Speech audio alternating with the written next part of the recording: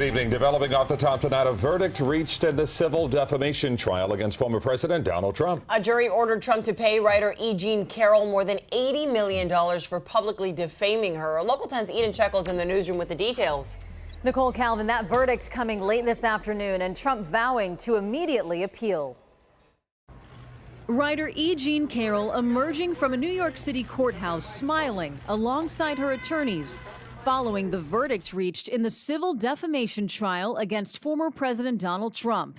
In just under 3 hours, the jury ordering Trump to pay Carroll $83.3 million for defaming her after she went public with her accusation that he sexually assaulted her in a department store dressing room in the 1990s. The punitive damages, that's what I was really looking for, because that's to punish, that's to send a message, and they punished hard.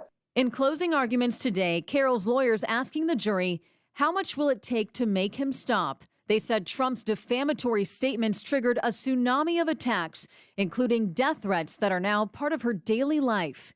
Carroll had testified she keeps a pit bull at home and a gun by her bed. Reacting to the verdict, Trump posting on his social media platform that he plans to appeal, calling the verdict absolutely ridiculous and that he fully disagrees with both verdicts. I am so proud to stand with President Trump, but I am not proud to stand with what I saw in that courtroom. ABC News legal contributor Brian Buckmeyer explaining how the civil trial focused solely on how much money, if any, Trump should pay Carroll for defaming her in 2019, as Trump had already been found liable in an earlier trial. Any arguments as to the defense, as to whether or not sexual abuse occurred, whether or not E. Jean Carroll is credible as to what she said happened in that store or in that changing room, that is not an issue, in fact, in the defamation case for damages. It is separate and apart. The former president was not in the room when the jury announced its verdict. Carroll hailed today's decision as a, quote, huge defeat for every bully who has tried to keep a woman down.